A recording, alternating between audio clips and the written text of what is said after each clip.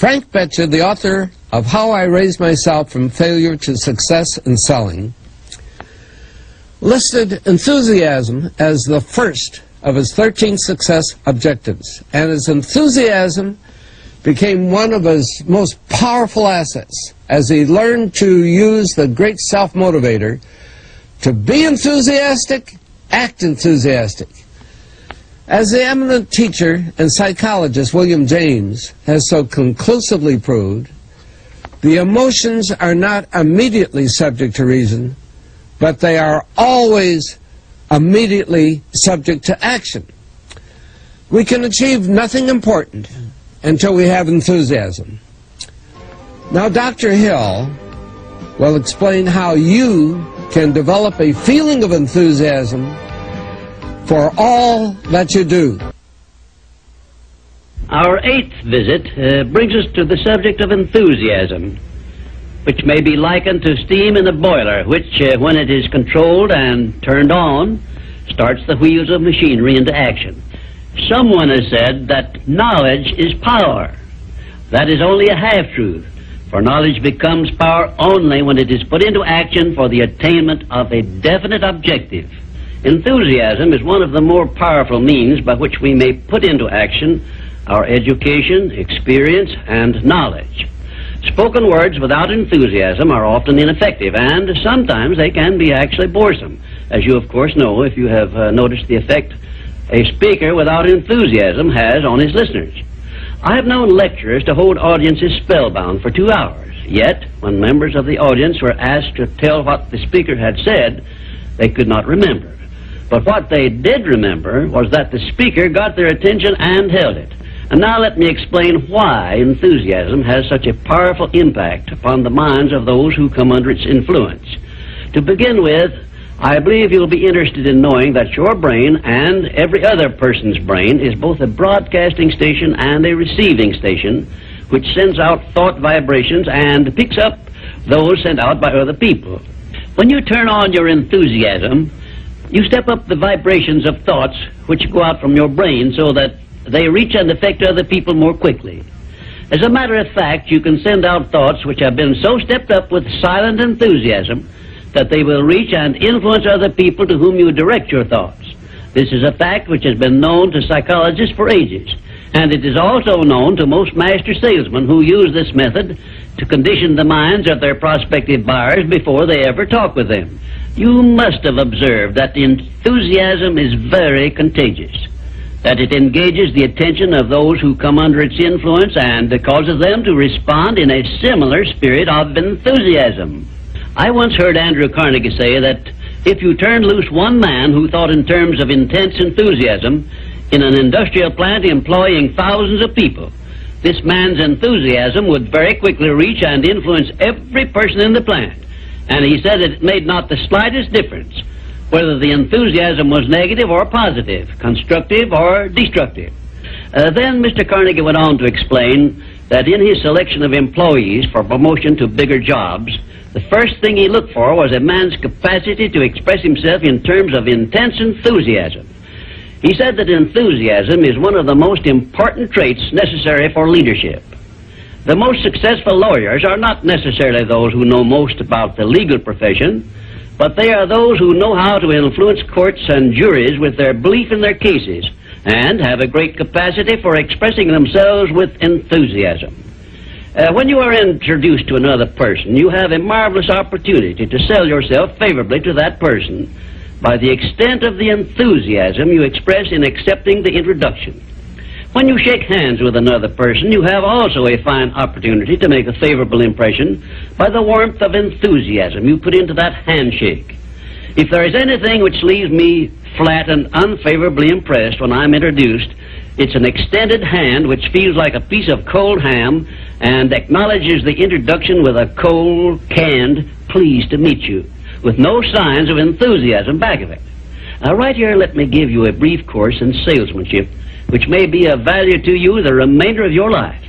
When you meet anyone on whom you wish to make a favorable impression, when it is a stranger you have not previously met or someone with whom you are already acquainted, do these things. 1, Turn on your enthusiasm and so modulate your voice with it that you definitely make the other person feel you are happy to communicate with him. 2, when you shake his hand, take a firm grip on it and give it a quick, firm squeeze at the end of each word you express in your greetings. For example, say, "How do you do? I am so very glad to meet you." Do not crush the hand, however, as I have known some people to do. 3, then, if you begin the conversation, be sure that you direct it to some subject of interest to the other person. And 4, follow through by eagerly asking questions which will keep attention focused upon the other person. Then, when you are ready to have the other person hear what you have to say about yourself or your interest or your business, he will have been prepared to listen attentively. I've often told my students of salesmanship that the best possible way for one to sell himself to others is to first sell the others to themselves. That counsel was sound when I began training salesmen over 30 years ago, and it is still sound. When I was a youngster in school, I discovered that the teachers from whom I learned most were those who expressed the greatest enthusiasm in their teaching.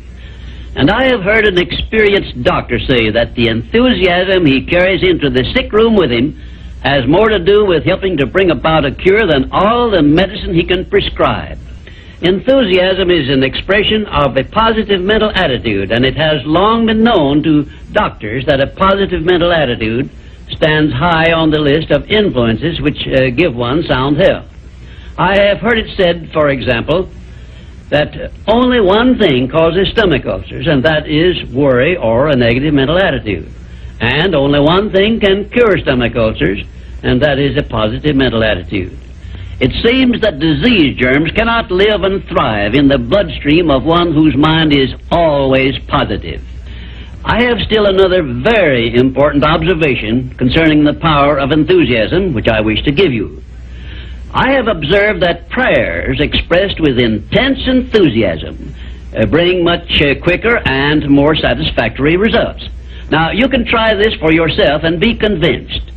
I began experimenting with this idea many years ago, and from my experiences, I gathered the information which caused me to change my method of prayer entirely. I now use the prayer I recommended to you on previous visits, with the gratifying results that I get quicker and more favorable action from my prayers than I did when I expressed them in a spirit which lacked enthusiasm. I suggest that a very practical way to begin learning to express yourself with enthusiasm will be to follow the habit of reading aloud for 10 minutes daily, putting all the enthusiasm at your command into your reading. You will be surprised in a short while at how much this will help you in speaking with enthusiasm in your ordinary conversations. I would suggest also that you adopt the habit of practicing enthusiasm in your conversations with your family and your business associates. Incidentally, this habit will make you more popular with those who are close to you. You can enjoy the benefits of enthusiasm if you are interested enough to develop a technique by which to acquire this habit, so you will follow it in a natural, unaffected tone of voice. If you follow my suggestion that you read for 10 minutes daily as a means of acquiring the habit of enthusiasm, I recommend that you write down a list of 10 subjects, things, or circumstances in which you have the keenest interest, and use this list for your practice purposes. You will have no difficulty in reading in a tone of enthusiasm in connection with the things that you like best. And finally, if you have not already picked up some useful ideas as to how the habit of enthusiasm can be developed, or what causes one to be enthusiastic, let me give you an example which may provide you with an interesting cue. You perhaps remember when you were courting the person of your choice, or being courted, as the case may be, you needed no one to tell you how or why to be enthusiastic. Of course not, because the motive of love or affection took care of this without effort on your part. Just remember that enthusiasm is always easily expressed when one is inspired by a burning desire for something or any motive associated with one's closest interests. Where there is no motive, there is apt to be no enthusiasm. Remember also that the three basic motives which it has been said practically rule the world are: 1, the emotion of love; 2, the emotion of sex; 3, the desire for financial gain. A combination of all three of these motives, it has been claimed, can convert a mediocre person into a genius, and I leave the thought with you for consideration. And now, until our next visit, I ask that you try the habit of moving with enthusiasm in all of your daily work and see how much better you will feel.